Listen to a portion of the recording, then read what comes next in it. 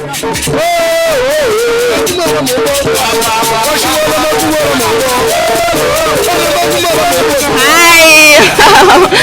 again the match. I'm proud the Queen of African Culture, and today I am live in Imbu.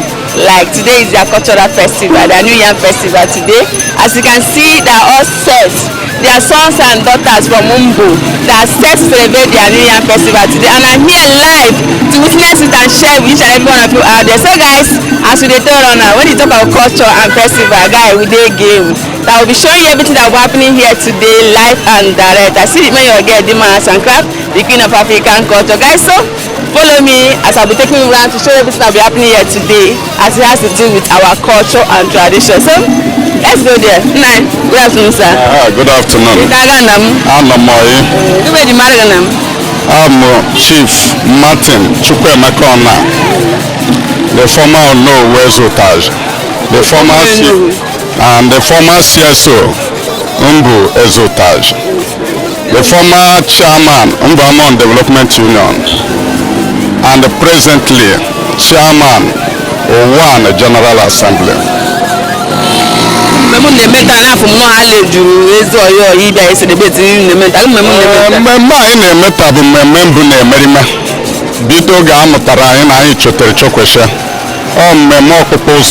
Okpukpo ụzọ ya bụ mmemme anyị ji eri ji ọhụụ n'ọnwa asatọ ọbụla mana ọ ga-abụ ọ na-agbanatazi na-abịara hazibe mgbe mbụ na-agụ n'izu achọ iri ọkpụ ụzọ na ọ bụ izu 5 ọnwa fụrụ mana ụfọdụ natazie ha amaghị izu anyị dobezie ya ori ikpeazụ n'ọnwa Ọgọst ebe ọbụla ị nọ na enwere Igbo kalenda na-emaga ori ikpeazụ ịbatabazi iri ji ọhụụ ndụ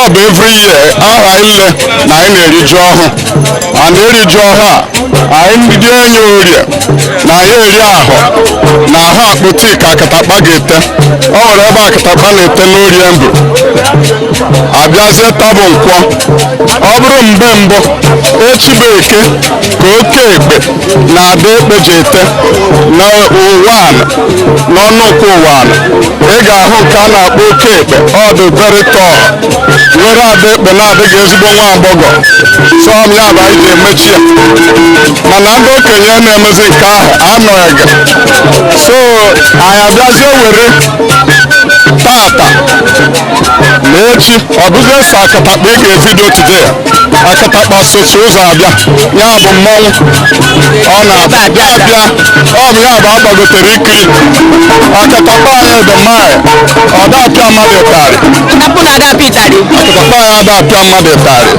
that's why e ji hụ crowd like this maka ọ bụ a thing of joy to the community. Onye ọbụla ga-afụta ma ụmụ agbọghọ ma ndị okenye ma ndị ichie imecha ya ịga kanopi niile ga-afụcha ndị ichie ndị ọbụla ndị igwe gị na-agbagotekwe mgbe ị ga-aga raụnd ị ga-afụcha ha na kanopi onye anyị ha bịara imeta ma nwaanyị ịfụrụ ka ụmụaka onye ọbụla bịara ikiri akatakpa maka ọ bụ a thing of joy. O nwere onye a na-achụ o nwere onye ji tarị achụ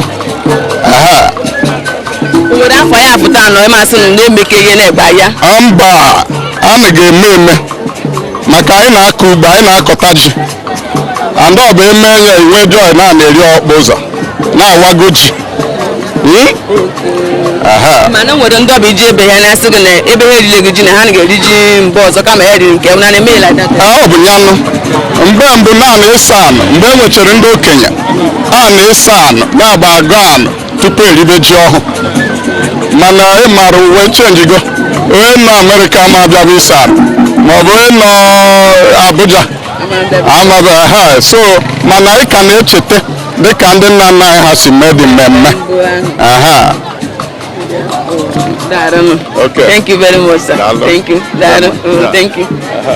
Okay, guys. So, guys, I'll be taking you guys around to show everything that will happen in this festival today. This is their unique festival that are known with, that they celebrate every year. Like, there's no any year that you say that Umbu people are not going to do their New Year festival. No, they do it every year, and this is what keeps them together, that unite them together, that bring them both home and abroad together to celebrate. So today I am here because one of their sons invited me to come and showcase their rich culture in the person of Amechi Agbo. So I'm here because of him. So guys, follow me as I'll be taking you around to show you everything that will be happening here today, guys. I still remain your girl, Dima Arts and Craft, the queen of African culture. Guys, when you talk about culture, man, guys, we died there, like life and direct. So guys, we move.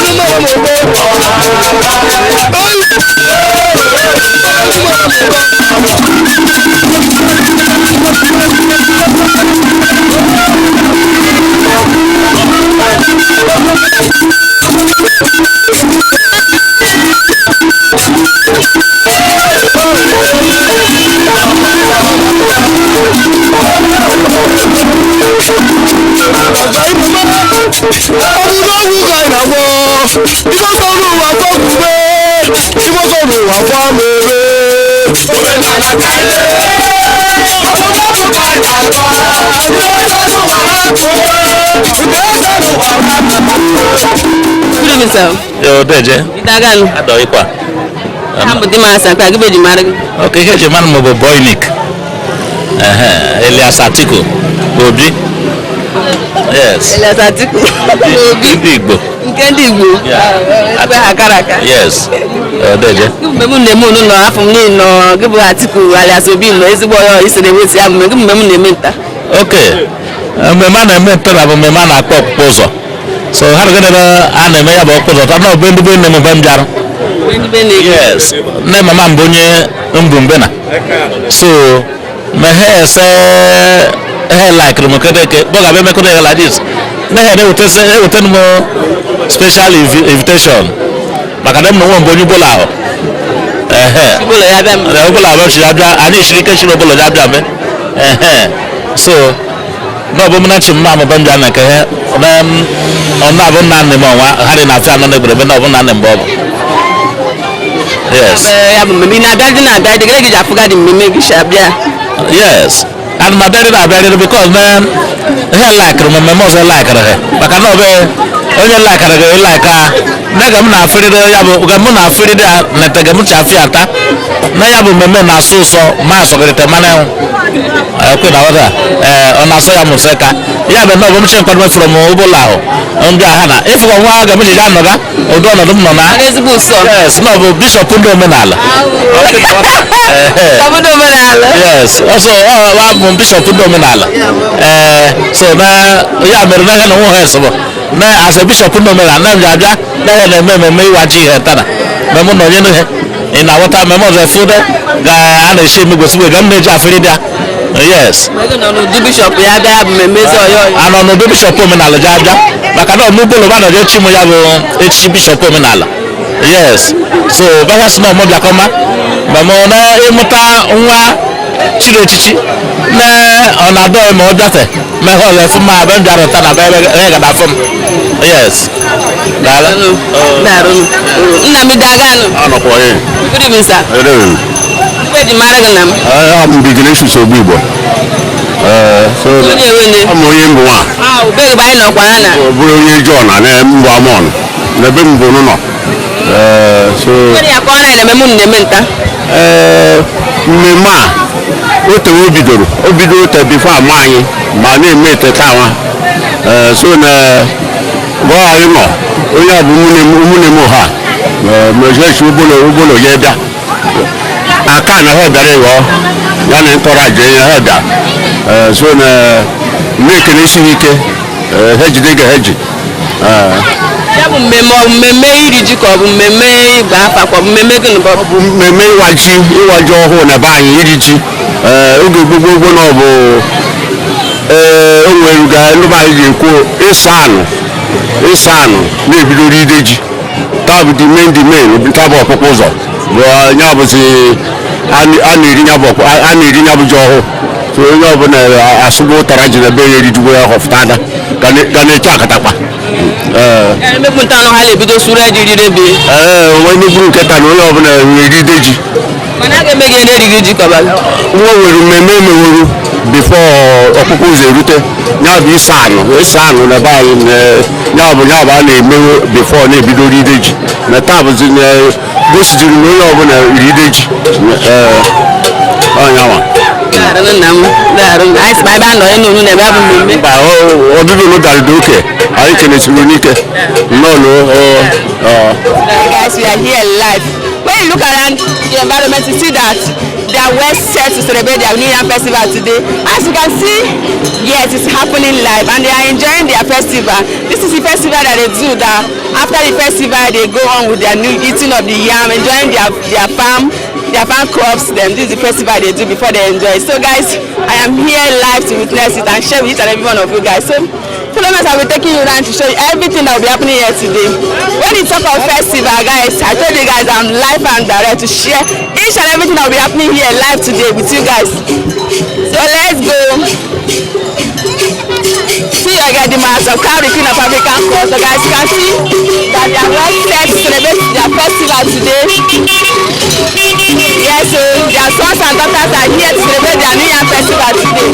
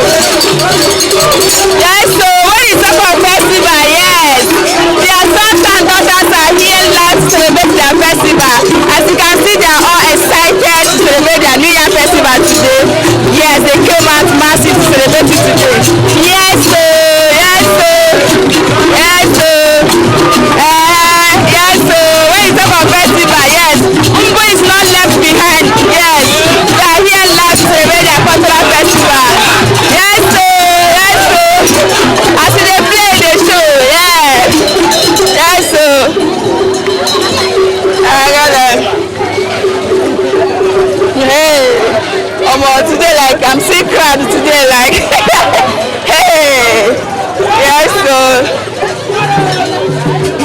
they are enjoying their cultural festival today. I see that a lot of them came back just because of this festival, like, they can't just miss it, yes.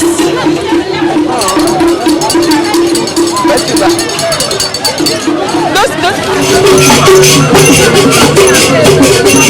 Darudo, good evening, sir. So, Uno Dagano. Darudo. Good evening, sir. Idagana. Thank God. Who be married him? I know. Who be married? Okay, mo amazing na Francis Dugu. Amazing na Francis Dugu. Iboyeba. Amo yimbo. Ngamon, precisely. Kembe mu ne meta. No one meta Iriji ho. Ya na kwa na obodo anyị bụ Okpukpo ụzọ. So ya nke a bụ 2025 Okpukpo ụzọ dị. Nke Okpukpo ụzọ. Nyara anya ebe a. And then ebe a bụ Mbamon Development Union Enugu branch. Ka nwere ikwu ọnụ gbasara ya bụ mmemme ọkpụkpụ ozu taa.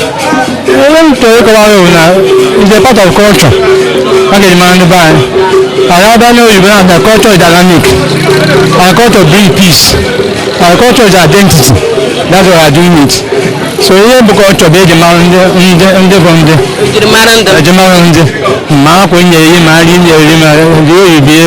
other things. And we don't joke with it. Nobody joke with it. You can see many people around here return from various places. Now, both sons and ndị nọ n'Ijiji ma ndị nọ n'ụlọ atari for the those at home and those at diaspora. They came back from different states. Man Lagos, Man Abuja, Man Kaduna, other states in the country. They are all here today. Mana onwe ka na-anakọta nwụsị na mmemme a ma ahụ odu na ama mee this year. It's every year practice. We don't joke with it. And every year. And every year. You can never stop. Can never stop. Darunam. Anyị sị ka anyị bịa nọ elu today na ya bụ mmemme.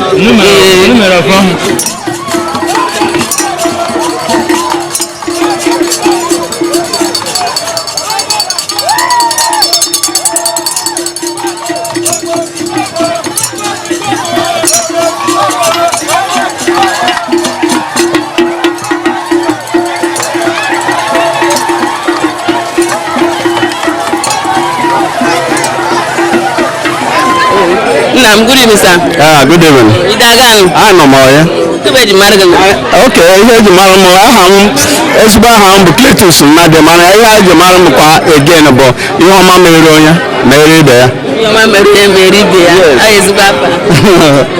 When the moon met down to Jaff, moon of man or okay, maybe if I do Basar or Nala, came the moon and met that. Okay, I met that time about Iriji also. I come and Iriji Offer or proposal. Every year, can you remember? Once in a year, I don't have another no goggles with that. On a no goggles with that kind of man. So, we have this remember I do gamble to Amon. If I know any not, but from Amon. And every of course I did may have. So, if you go to this hand over.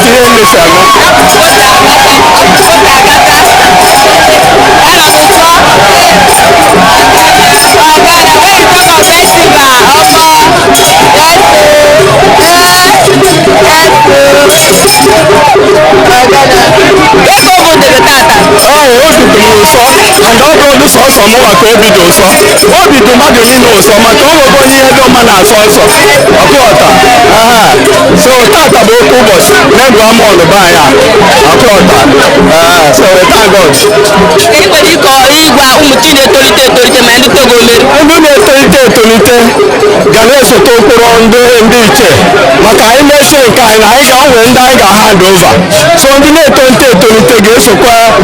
Okpukpo Iriji by Denda.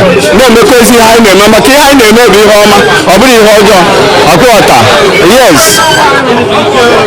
So here you remember Ikubo those days. I will look at how they could see Jumbo. Mania Mara in Akubo and the Tata by me will tell my Kuba in Ako. Iriji Jofu Aquata.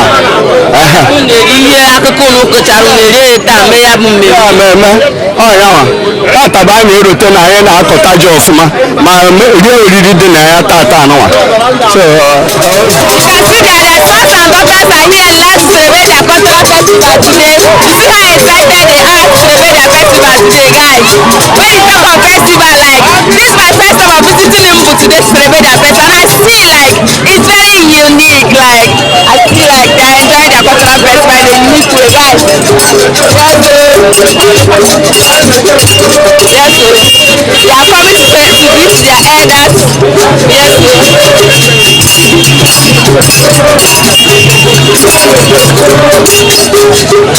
when you talk of festival, I'm seeing this by the unique way, differently, like, wow, this is lovely.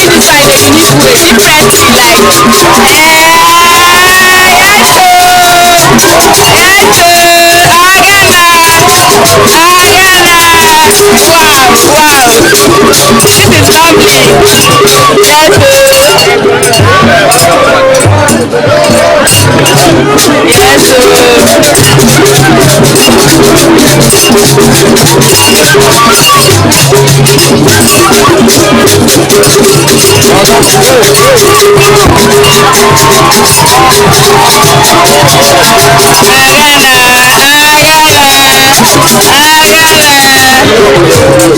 I've been seeing different masquerade, but today own is on another level. Like today own is on another level. I'm happy to be here today to share this festival today. Like it's fun.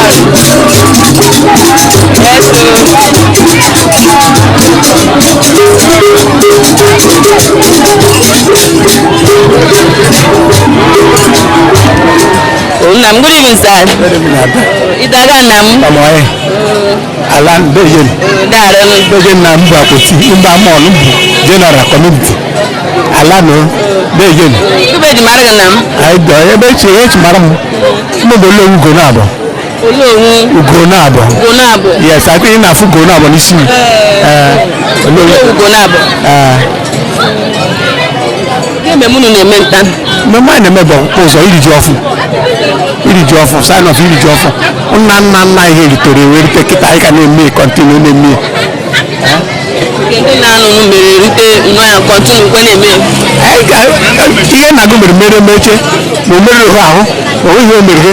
You have to continue. You got GCK be free coach me because of me na. Ya ba je Iriji ofu ba.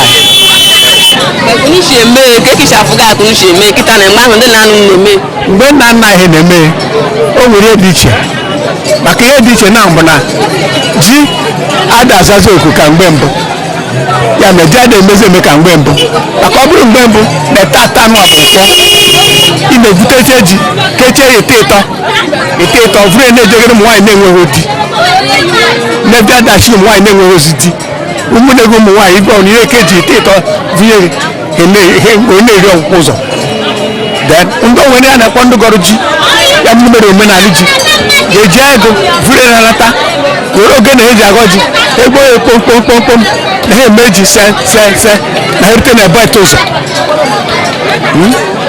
ya bụ ka esi mgbe na mgbe mbọ kịta na ụka bịara kpogere ebe ete otu ụka kpogere anaghịkwa ime omenala iti akatakpa anyị ha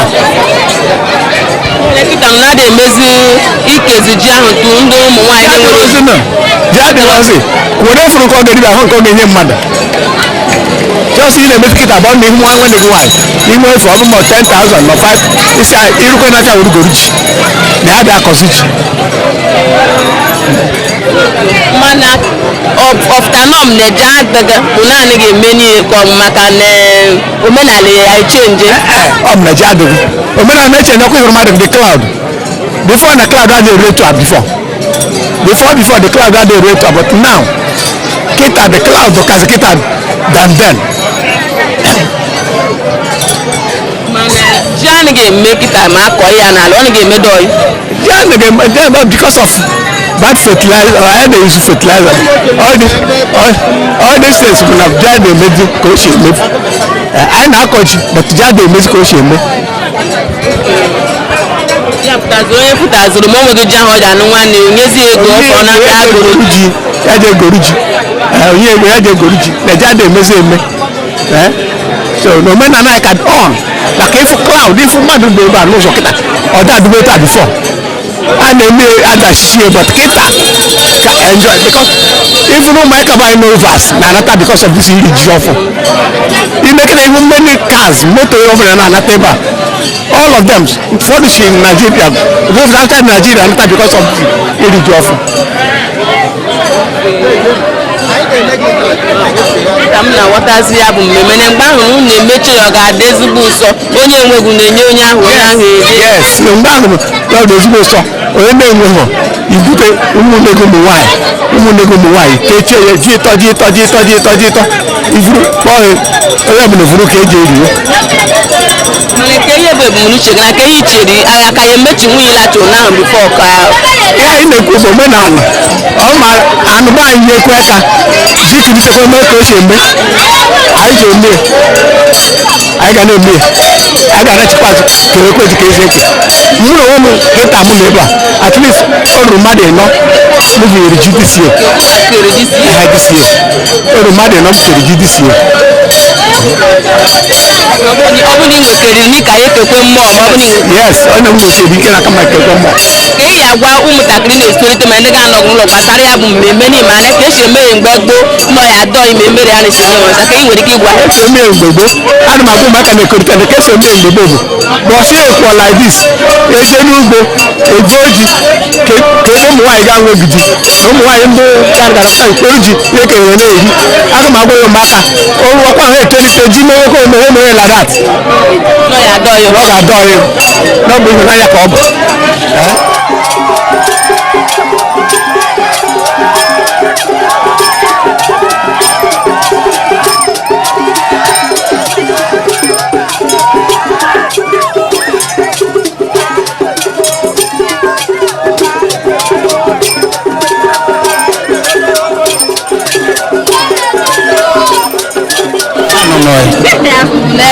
ịnọ ezigbo ọyọ ị na-abụ mmemme ijikere kwado m akwado m exactly ọ bụ eziokwu eji mara gị nna m mụnwa bụ chief ọkwọta ekeneze ọkwọta ekeneze Columbus Anike ọkwọta ekeneze 1 na mbụ ọkwọta ekeneze 1 na mbụ yes ga-aga anụ anyịkwa na ọbụbụ mmeri na-eme nta ịnọ n'ezi ọyọ ya gị bụ ya akọrọ ya gbasa mmemme unu na-eme nta oke ihe anyị na-eme bụ na anyị na-eme oriri ji ọhụụ ya bụ New Yam Festival ya bụ anyị nọ n'ime ya today mbenu na mbal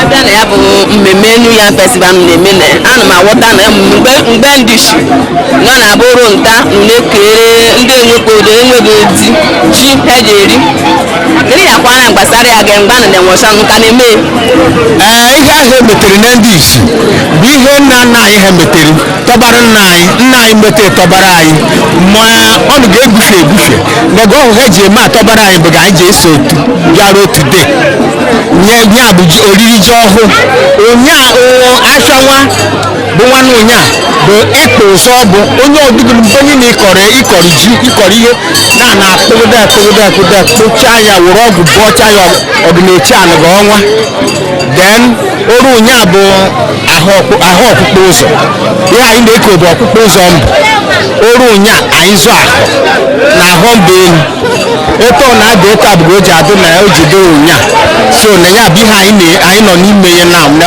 gee nna anyị ha mere tọbara bụ ihe anyị nọ n'ime ya na ka na-emego ike si nna m na nwa ejimekone kịta anụwa na ga ọhụ eji eme na ndị isi bụ ga anyị ji eme bịara otu de a na-awa ji ma na ndị igwe na-ete awa ji ma anyị ha bụ ndị kabinet igwe ma ji awa ji taa ha mgbe ga ọhụ nwa anyị ha metere bụ ga anyị ji eme ụtara ji akpa ejeghị n'ite na mbụ ụtara ji bụ ihe a nọ na ya for 3-4 days maka ya bụ mmemme yes onye na-esighị ji ihe nwere ya eme ọ bụghị n'okwu n'ọbụ onye ụtara ji ikwu ụtara na-adaba onye ọdịgụrụ today onwere onye ikwu ụtara ga-ada na be onye today esite keshi ụbọchị oge maka ya bụ mmemme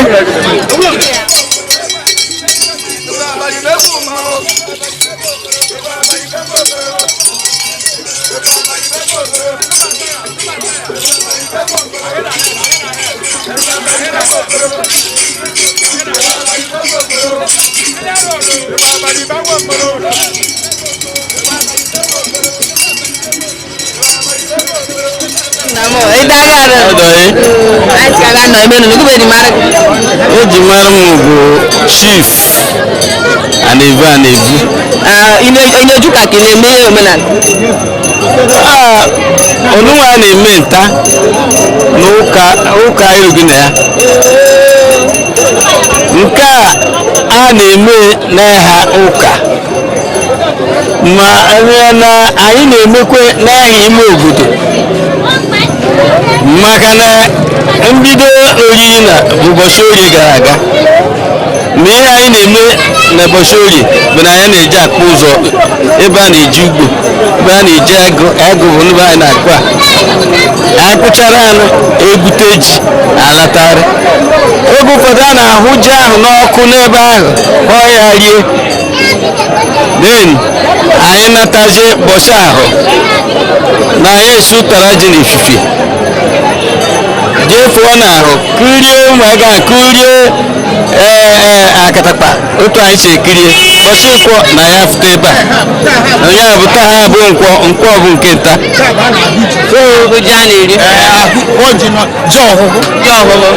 na ihe anyị na-emezi kịta o ji bụrụ nke oyibo bụ na anyị hụrụ na ọ na-evutezi ụmụ anyị o nweghị mmemme a na-eme n'ebe anyị ị ga-ahụ mmadụ bịara otu a mgbe mmadụ eme mgbe na-ahụ mmadụ like this na Christmas na-eji emume a na-eji erigonu so n'ihe a na-ebring unity in the community ọ na-eme ndị ọbụla na-eme nke dọrọ ha meeting ụmụnna a na-eme a na-akpa ero progress of the community and progress of the family na ego oriri ha ya m ji si gị na na-eme n'ime obodo eme ya n'ụka ejikọta onwe n'ọnụ jikọta onwe ya ọnụ yes jikọta onwe ya ọnụ ndarụ nna m ịkọwara m ọfụma ndarụ nọ m na-afụrụ m ihe ụka ebe m ji ajụ n'ogosi ma mara m abụ m onye ụka onye a bụ fada ọkụ na-ere ere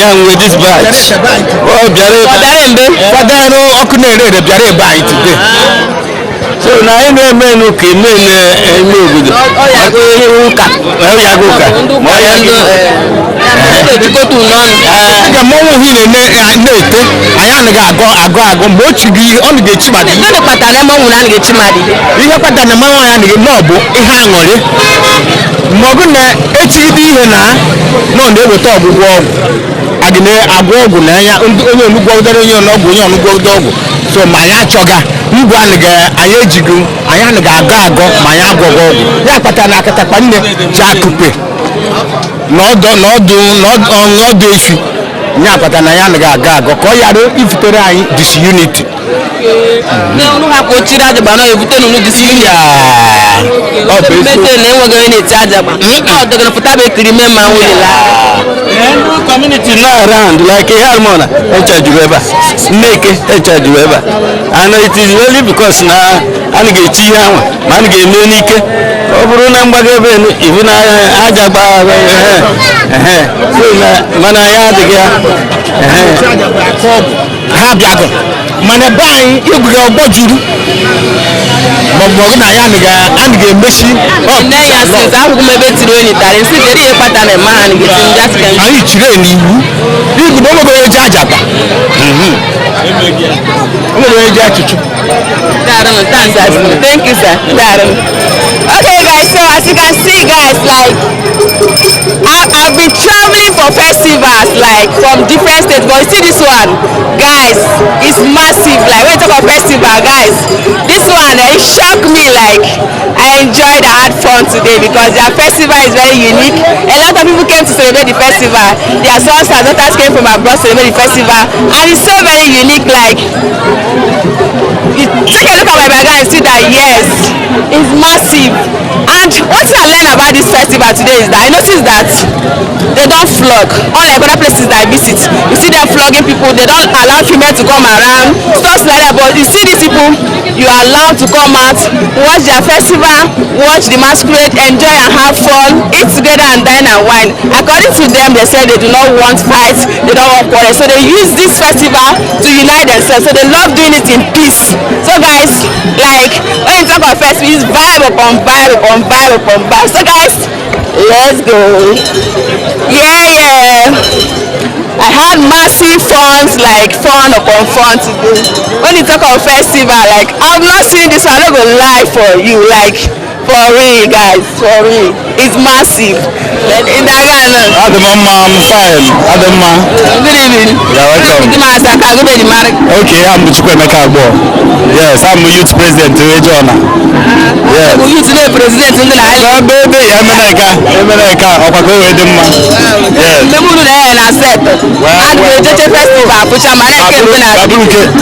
This year, the front of the weather is very, very bright, and everywhere the groovy. Yes, yes. This is how we do it every year. Yes, yes. Well, mmemme tata bụ mmemme ndị banyere ka Okpukpo ụzọ ya bụ New Yam Festival. We celebrate New Yam Festival. Ọ mmemme a ka ọ ga-aba imechi ọ bụ na-eribezi ji ọhụrụ. Anyị na-ejikwa ya na-ekele Chukwu maka ime ka ndị ụkọrọ anyị bụ na-akọ ji ga-eji anyị meta amasị na nghọta so ya bụ eji mara mmemme a ndị mụ na anyị ndị nna anyị ndị ime na outside the country ma ndị nọ within na outside the state ha nchara abatacha because of mmemme a ị na-anya na about 80% of population n'ebe a today bụ ndị be anyị ndị batara abata not just home base gawokwe neighboring visitors because the mmemme a na-eme attract so many people from different walks of life. Yes, it'll be a great event in our place. Thank you. Anything like Italy, no, that is how we do it.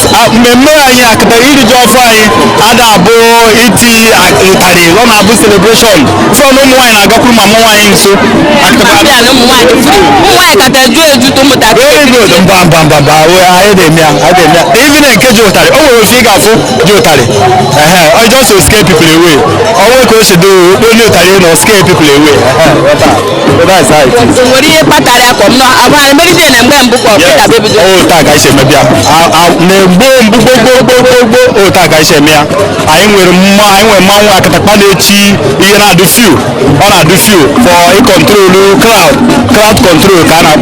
Then the majority of them all get it here. I could pick a all our boy happy masquerade dinner and make people enjoy. Yes. Iriji na gina na bata musu le isi enu na emekoge Adoro possible. Adoro do what to do consider possible. Adu gina ka wore ga support this kind of event now. O nwere mgbe ndị be anyị mere koche zacha. Ọ na-agba kpoftere mma a na-agụ efe pụta na-efe form of arụsị. Ma after ka anyị mechiri ya, this one remained. This one now remained. Ekpofuru this one now because I had agụ ya agụ. And just we happy mood. I dey celebrate. I dey one with it. Ada agụ ya agụ. But it's not we are obri ya na-emeru ritual.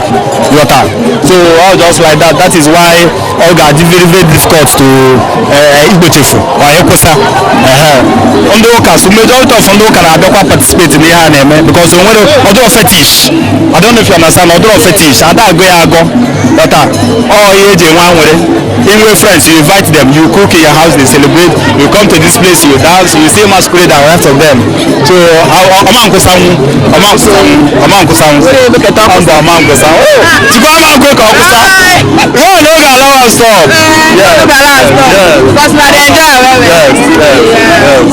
Thank you very much. Thank you.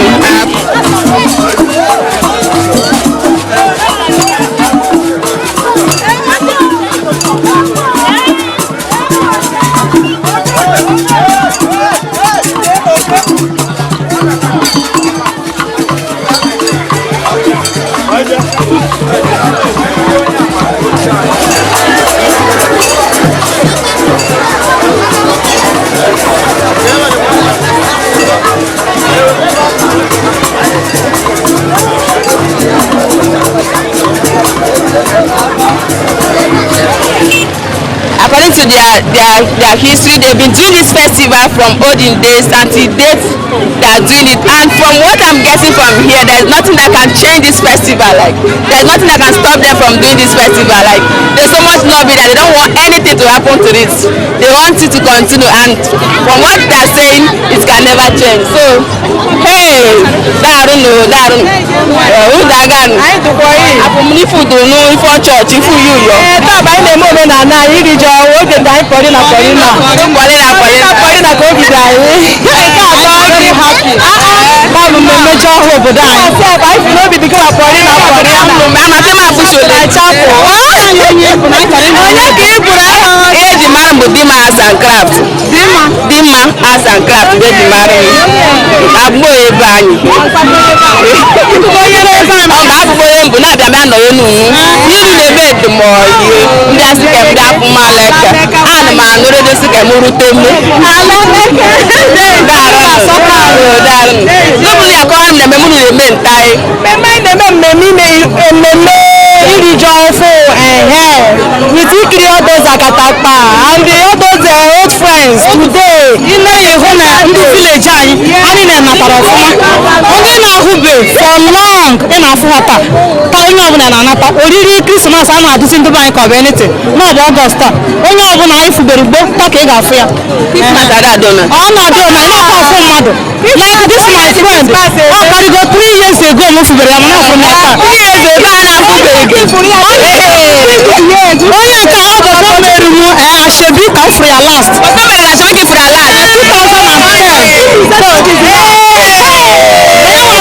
ka ya chiziri ụmụ ịnọ butetere onye ọbụla anyị afọ onwe anyị afụbeghị sis nọ mmemme a iji wee bata daalụ mama daalụ thank you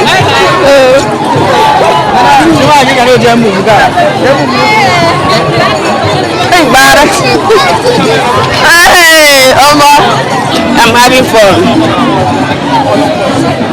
Are you running for my camera? Sister, are you running for my camera? Come and talk to me. I came to celebrate your festival with you. And you are running, right? Urupa isugu down up and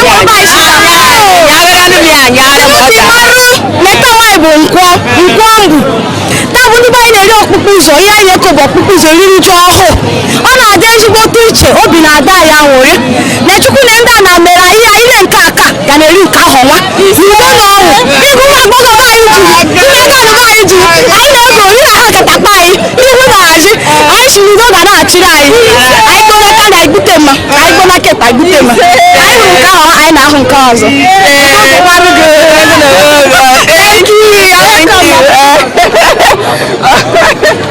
udo dịkwara gị daalụ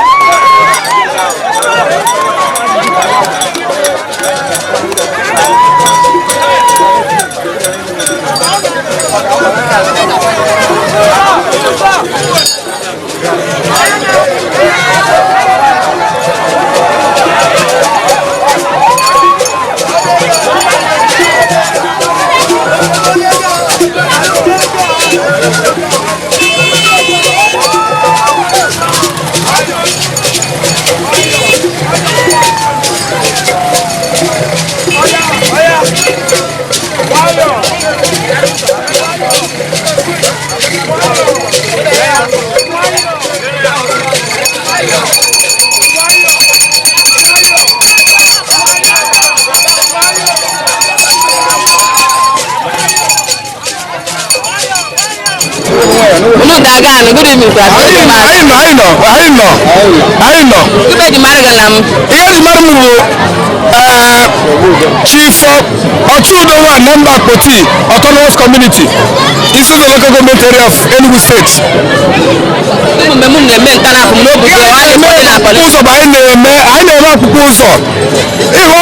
Akatakpa na-echi, akatakpa enu makatakpa ana, akatakpa nnukwu makatakpa obere.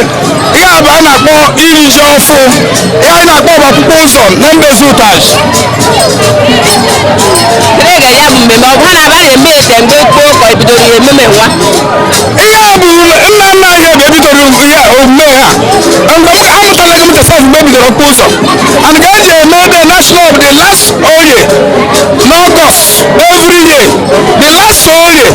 ozugbo ọkpụzọ ga-ebido enweta emekpọ nke orie na-eme ahụ ọkpụzọ na-eme nke ọkpụzọ na-eme nke ọkpụzọ ihe a bụ nna nna anyị ga-ebidoro emu ọ bụ taa bụ ebidoro isotere na afọ ya ọ bụ eke sheme ije mesheme eje tum ka m sotere ji ahụ ya ọ bụ ka esi eme ime bụ ka esi eme mana o nwere ịma na ọgbara ọhụụ fụta na o nwere ihe ọzọ a na-achị na ịgbakọ na-ewefu ọ bụ ka esi eme ememe nwere ya agwa ndị na-esolite gbasara mmemme na ịmara mmemme gbasara ọdịnala ihe ndị na-echolite maka echolitere m hụ na omenala bụ dọyi and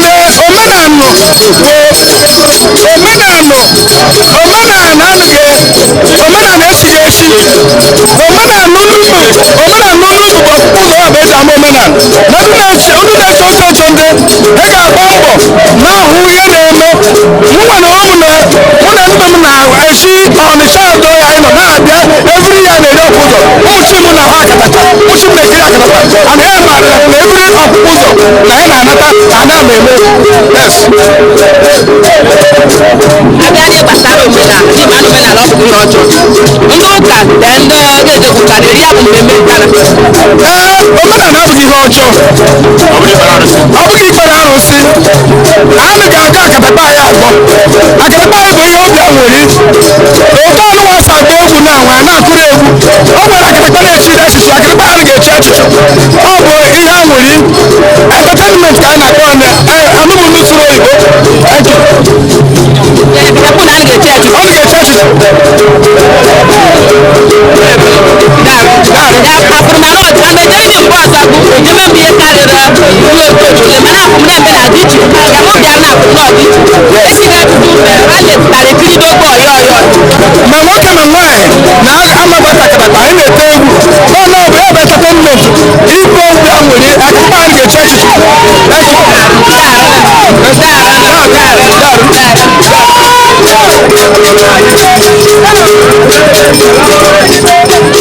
anyị tere ngara anyị tere ngara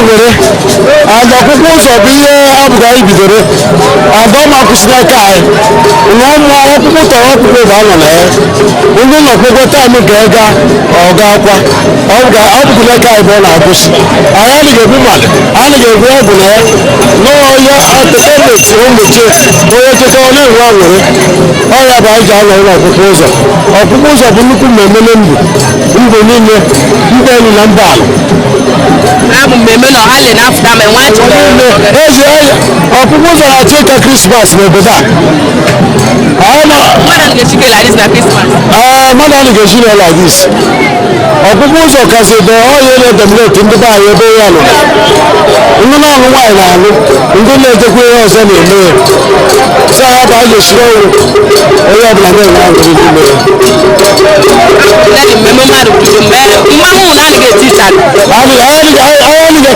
mmanwụ ọbụla ga-eji ụtarị bụ ebe a ada onye jigodo ụtarị abụ na ọmapịa mmadụ ọmapịa mmadụ so ada bịa na agwọ ọgwụ ụtarị a iji ekwe ikeji ya bụ mekwuwe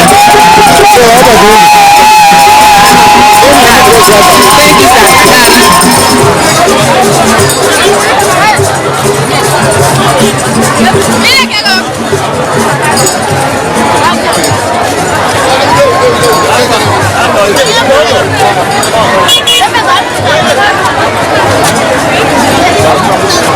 apa m di m ata ka gị beji mara gị eji ka afa gị ka eji mara gị afọ m bụ Adanna ya ọ bụ onye ndụ so a na-eme akatakpatawa iri ji ọhụrụ so ihe na-akatawa m ihe obodo anyị dị ihụma onye ọbụla na-atago ụlọ n'ọba akatakpata anyị na-arị nkiri o nweghị ọzọ na-eme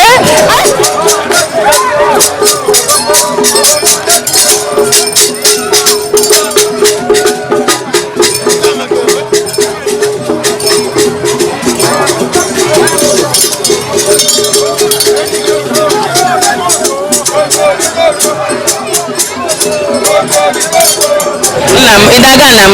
Adukwa mo ya ala. Ambo di ma asa ka gube di mara. Ambo Leonard Marabuchi Abeze. Amo party umbo Nyekozo. Nyekozo. Yes, but my rank Ono, I'm the know of the community. Yes. Nguri akona ne memunu ne meta tana fum no madu jure zo ya mo ready tere memunu ne memendo zo. Okay. Mmemme anyị na-eme tata bụ mmemme ndị anyị ji eriju ọhụụ.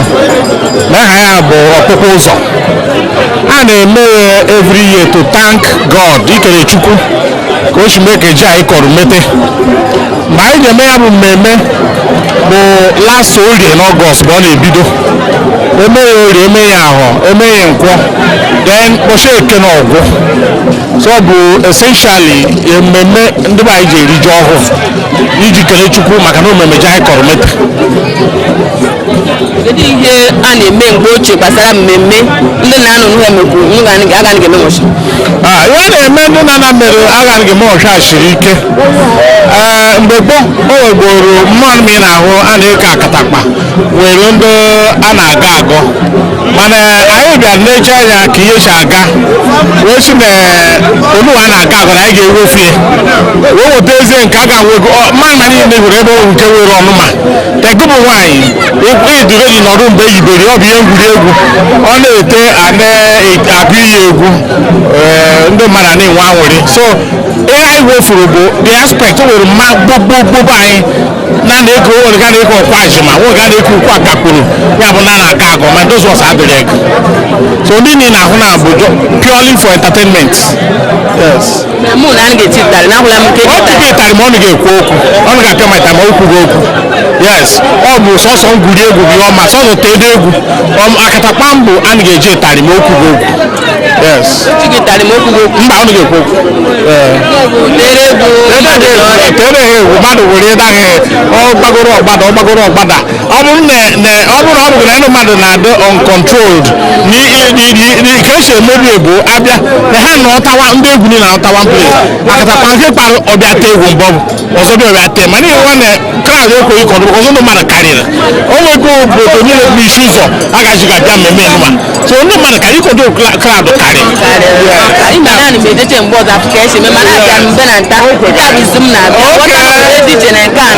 anyị dị iche nke ya mmekwu okwu akatakpa you cannot compare our own with nke Obollo maọbụ ọba maọbụ ezigbo maọbụ ovoko maọbụ ihe aka no nke ya dị iche nke bụ ogede na-apịa ịtarị agba akpa nke be ha na-agba akpa ma ọ na-echi mmadụ ihe ma nke nwaanyị na onye o tere ahịa nwa bụ Orie tee onye aba ahụ o tekwa ụta na ị ga-akwụkwa dị ọzọ ga-abụ next year. Ọ bụ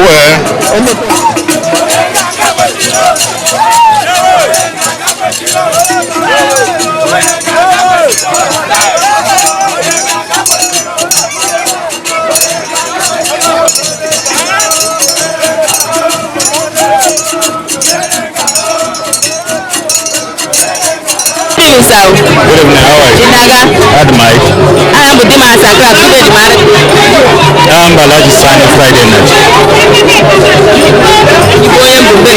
I'm a young one, I'm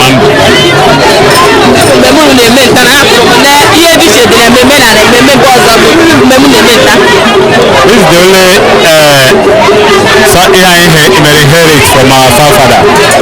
Iriji one upon New Year festival. So that is very symbolic. Tabonko and every day an hour. Men so the Gaga will be his standard one. Tani men aho, men and quo, men eke. So Tabu Bosunko, Yana Potabu, and quo of proposal. So and quo proposal is a symbolic gathering that Ndunai showcase Jiha Naru. So the same thing, Kaiwan Emekwe, and with different type of among Indian Apo Akataba. They have here Omunobuna and Keputareba, showing that there is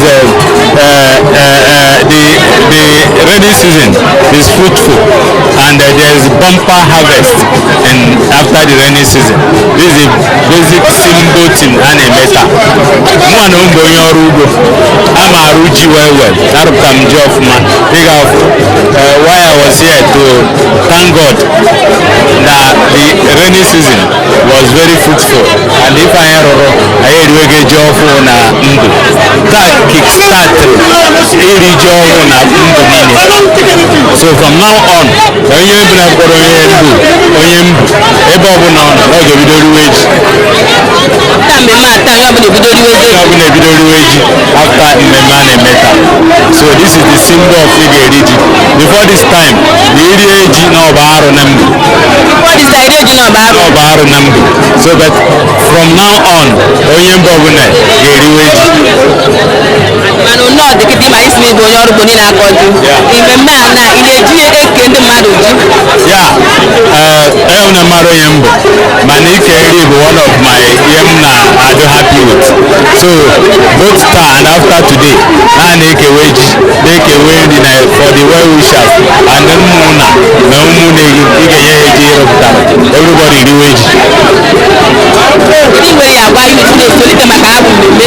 Kedu onwe gị bụ youth? Kedu nwere ike agwa ndị na-etolite maka abụ mmemme ka esi eme ego onye nkịta iji afụga ya?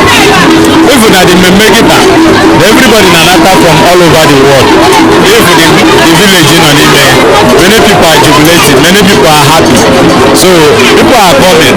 Ọkpụkpụ ụzọ bụ ihe highly symbolic na Igbo, especially na mbụ. Here bụ the only language that mbụ niile never understand. Here bụ unite both the politicians, both the churches and ndị omena. Everybody unite to celebrate this Okpukpo. So we celebrate it together and everybody is happy, as you can see. Thank you very much. I'm happy to meet you today. Dima Arts and Crafts. Can search on Facebook, YouTube, Instagram, TikTok, all social media. Dima Arts and Crafts. Promote culture, travel to tech places, promote culture. I've been to so many states. So today I was invited to come and celebrate with you. And when I came, I found out that it's a unique festival and I enjoyed it. I had fun. Everybody is happy to see people, the type of group, every group are coming with their type of akataka. Especially those akataka is based on ụmụnna nke m bụ Ojemeyi form one of the 7 ụmụnne nwere na ụwa nụ. So ụmụnna nke m bụ Ojemeyi, but from every na everybody will see up together. O nwego onye bụ onye nke anyị na-eri ihe a na-eri ebe a bụ sọsọ ji ka a na-eri, showing the symbol na ebe a bụ ọkpụkpụ ụzọ. That's it. Thank you. Thank you very much.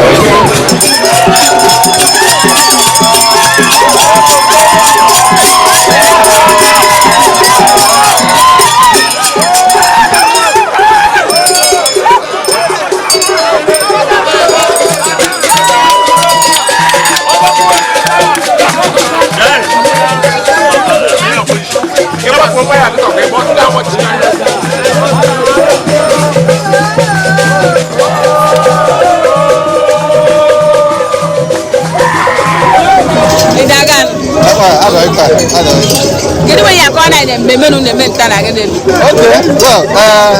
Mmemme anyị na-eme nta bụ mmemme ịwa ji ndị mbụ amon. So ya na-akpa bụ isi ụzọ. Yes. So ọ bụ ihe a na-eme every year. Ya bụ every 29th August. Ya bụ ihe bidoro since Orie. Because a na-eme n'Orie, eme na Ahọ, emekome na Nkwọ, then Eke bụkwa echi. So but Uju ihe bụ ụnyaahụ nta. So n'ihe anyị na-eme nta ha bụ mmemme iri ji ndị mbụ amon. Mmadụ juru ọfụma bụ mmemme ya mere ụmụ gafe ya afta na-eme gị. Every 29 December bụ nke Nkwọ. I mean, yeah, Nkwọ, the last Nkwọ a na-enwe n'ọnwa August. Yes, ya bụ the mmemme. So every year a na-agwa ya adị. Ka achọba sef na nke this year ga-esi na obeletere obere. Ma ọ bụ na last year na ụzọ adịghị mbere ha. Ụzọ adịghị atọ. Ụzọ adịghị. Good evening, sir. Good evening. I'm Dima Arts and Crafts, and you? I'm Amechi Agbo. Onye mbụ. Ngwanama. Yes. Mmemme na-eme nke n'ụlọ n'ịzọ ọyọ. Mmemme anyị na-eme today bụ ejimarụ ya bụ mmemme ji ọhụụ. Tawa bụ ama asọ na asụsụ anyị. Tawa bụ nkwọ ọkpụkpụ ụzọ. Afọ m ala mbọ. Tawa bụ anyị na-eri nkwọ ọkpụkpụ ụzọ. Dejere. Nkwọ ọkpụkpụ ụzọ. Yes. Asị na-eri ekpa nkwọ ọkpụkpụ ụzọ gị bọfụtara. Nkwọ ọkpụkpụ ụzọ bụ ji ọhụụ anyị gwufutere ihe anyị kọpụtara. Ya bụ anyị na-eme mmemme today. Iri ji ọhụrụ. Iri ji ọhụụ. Ana m aghọta na emegburu ya bụ mmemme elu ichezile ga na-erizi ji ọhụrụ jere mana a ga-eme gị na orire ji na ọ gbasara. Mba, ya bụ mmemme bidoro orie ọkpụkpụ ụzọ bụ ya bụ mmemme bidoro. O bidoro orie ahazụọ Wednesday aha kpoti tawa bụ nkwọ ọkpụkpụ ụzọ bụ nke na-amụn. So ya bụ anyị na-eme today. Ọ ebidoro eri from orie bara echi na-ebe eke ọ na-ahịa tomorrow. Echi bụ ya mmemme na-akwụsị. Yes, echi bụ na anyị na-eri 4 days market day. Anyị bidoro orie dị abụọ dị egbo echi na-ebe eke. Ya mmemme bụ ji alata na alata. Yes, ọ ya bụ ọ na-alata na ya bụ mmemme ọ na-asọ m ụsọ ọ dị m ụchọ ma ọ bụrụ ndị be anyị na oge mmemme karịrị na Numbu. Ya bụ anyị maara ya bụ ihe ndị gboo bidoro anyị ma anyị bụ ụmụ Chichetere na Chukwuchie na ga na-emezi big way. So eji mmemme ejikọta onwe n'ọnụ. anyị na-eji emekọta onwe anyị ọnụ bụ na this August bụ anyị na-enwere general returns. Ị na-ahụ na mmadụ juru crowd juru. So ọ ya bụ maka ọzọ mmemme bụ iji hụ ndị mmadụ eji lata. Nwere ya agbazi